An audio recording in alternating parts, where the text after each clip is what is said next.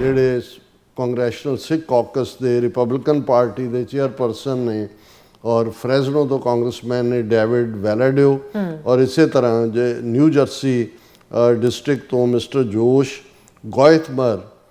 ਜਿਹੜੇ ਕਾਂਗਰਸਮੈਨ ਨੇ ਉਹਨਾਂ ਨੇ ਇਹ ਬਿੱਲ ਇੰਟਰੋਡਿਊਸ ਕੀਤਾ ਔਰ ਇਸ ਬਿੱਲ ਦਾ ਨਾਮ ਹੈ ਸਿੱਖ ਅਮਰੀਕਨ ਐਂਟੀ ਡਿਸਕ੍ਰਿਮੀਨੇਸ਼ਨ ਐਕਟ। ਔਰ ਇਸ ਦੇ ਵਿੱਚ ਜਿਹੜੀ ਮੰਗ ਕੀਤੀ ਗਈ ਹੈ ਕਿ ਭਾਈ ਇਸ ਸਾਰੇ ਦੇ ਉੱਤੇ ਐਂਟੀ ਸਿੱਖ ਡਿਸਕ੍ਰਿਮੀਨੇਸ਼ਨ टास्क फोर्स बनाई जाए, ये बिल का हिस्सा है। अच्छा। और ये जड़ा बाई पार्टीसन बिल है और ये कहा गया है कि भी ये डिपार्टमेंट ऑफ जस्टिस एक task force on anti Sikh discrimination बनाए which would be required to collaborate with the Sikh community कि वो कोलैबोरेट करे सिख कम्यूनिटी के नाल। और इस दे उत्ते बोलते हैं जड़ा कांग्रेसमैन वैलाडियो ने कहा कि भी एज ए को फाउंडर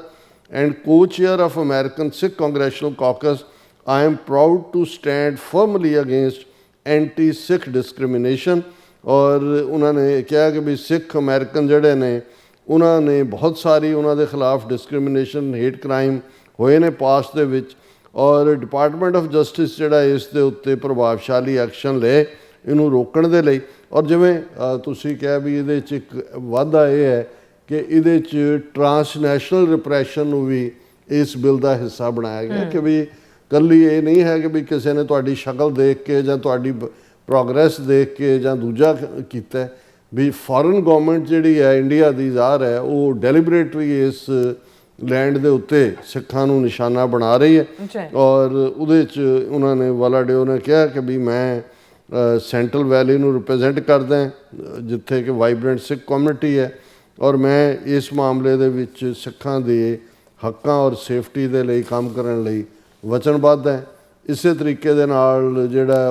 नाल दी नाल दूसरे कांग्रेसमैन जिन्होंने को स्पॉन्सर किया गोइथमार उन्होंने कहा कि भी मैं ये न्यू जर्सी तो ने